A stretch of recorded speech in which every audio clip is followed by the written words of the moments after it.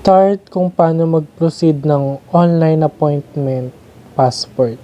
Punta po tayo sa Chrome. Type po natin passport appointment.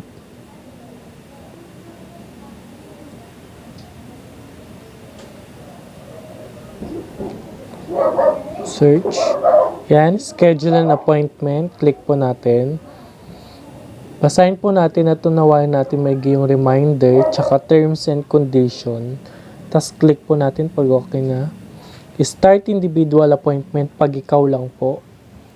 Start group appointment pag may member ka ng family na isasabay po pagkuha ng passport. So, start individual po tayo.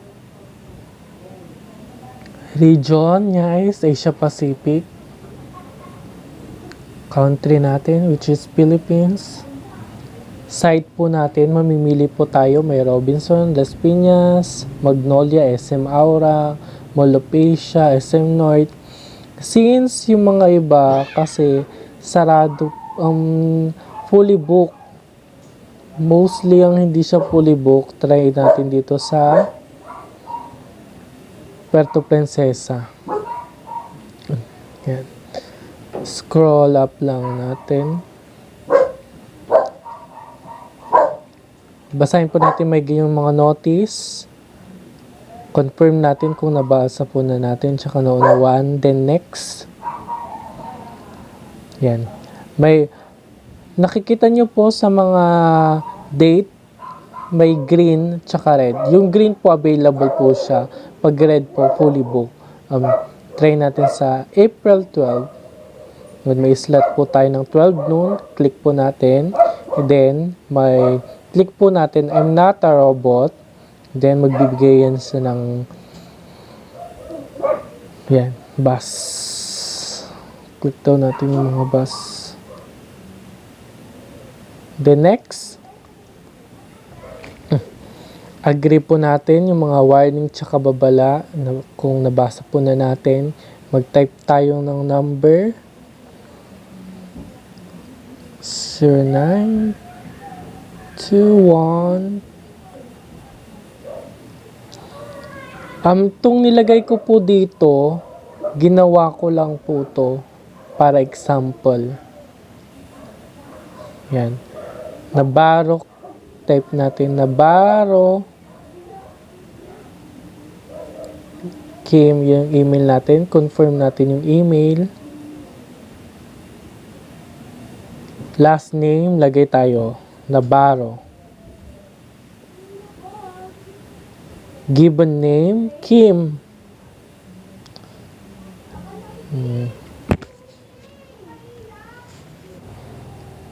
May asterisk na red, yun po yung kailangan nating sagutan. Month ng birth na date natin, April, lagay natin yung date, April 1. Yung year, 1995, click natin. Gender, male. Status po natin, single, married, single. Birth legitimacy, select po natin, legitimate. Country of birth, Philippines. Province, Metro Manila. Sa Metro Manila po tayo. Municipality, Caloocan. Next. Father's information. Click natin. Last name ng father natin, Nabarro. Given name, Mario. Tignan natin lagyan ng middle name. Country citizenship, Philippines. Mother's information naman natin, maglagay tayo ng last name niya, Rivera. Pangalan, Helen Dantes. Citizenship, Philippines. Next. Application type. Nandyan po kung new or renewal or loss. New applicant po tayo.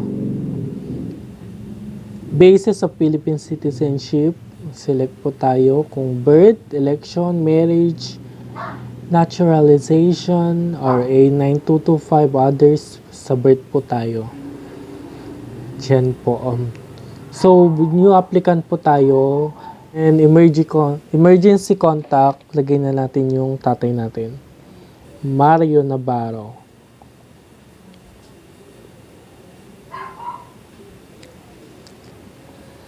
Number.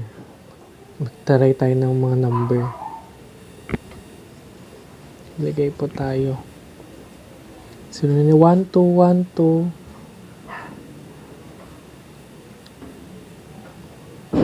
Next. Address po natin. Yung current address natin. Kung saan po tayo nakatira ngayon. Lagay tayo 1 Biglang Awa.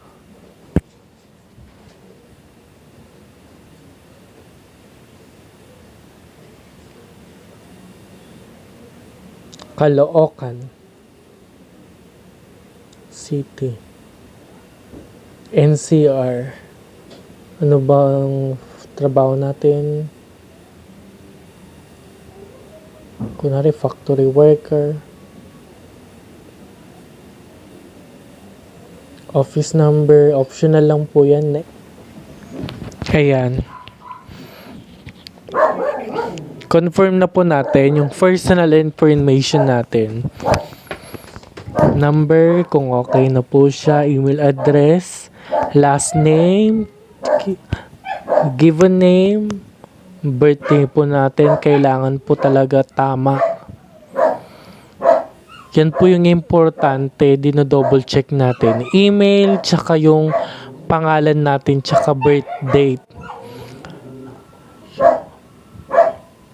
Tsaka, ito na po. Tingnan po natin yung status, birth, legitimacy, country of birth, province, municipality. Tignan po natin maigi. Family information, yung father's information po. Mother information. Application information. Tignan po natin kung may tama o mali. Double check po natin. Yan. Pag okay na, tas ito po yung selected appointment natin, which is April 12, 2022. Oras po niya 12 noon to 1 p.m. Site po Puerto Princesa.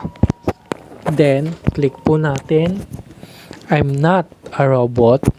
Ayan, select tayo ng image ng fire hydrant. Ito, verify. Basa natin. I'm aware that possession of a passport is privilege granted by government of the Republic of the Philippines only to its citizens. Understand that any errors that I have committed in this online form may result in my application being delayed, and that any misrepresentation of information on my part may be considered grounds for refusal cancellation of my application. I consent to use of my personal information provided herein for government to conduct the necessary records, check, and verification of facts in connection with my passport application. I hereby confirm that all information I have provided herein are true and correct to the best of my knowledge. Then, confirm na po natin. Yan. Select po natin yung processing type natin. Regular, 950 po siya. 12 working days. Special po siya. Worth 1,200.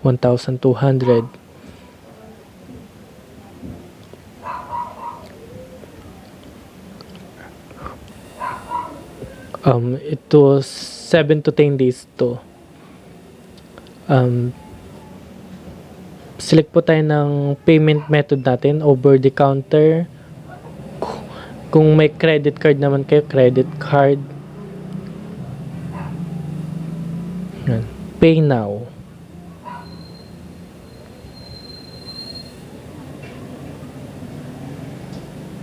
Ito po.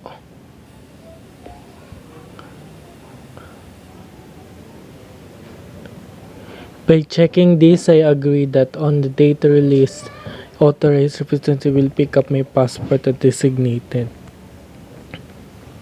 Dito mo siya ipipick up. Okay.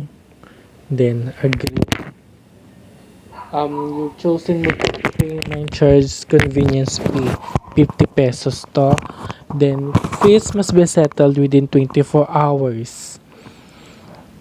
Then, processing fee is not refundable. Hindi po sila nagre-refund tsaka nagta-transfer. Applicants are advised to appear on their schedule appointment with complete requirements or risk forfeiting payment. Application na billing of courier service shall be submit their current password for cancellation during their appointment. Then, proceed na po tayo. Then, ito na po siya. Guidelines po ng pagbabayad, pay in cash, bayad center. Ayan. To check appointment dates, kasi proceed to this link. Initiated. 1 to tayo. Ayan. Proceed. Are you sure you want to proceed? Then confirm. Ayan. You have successfully selected the payment channel. Please go.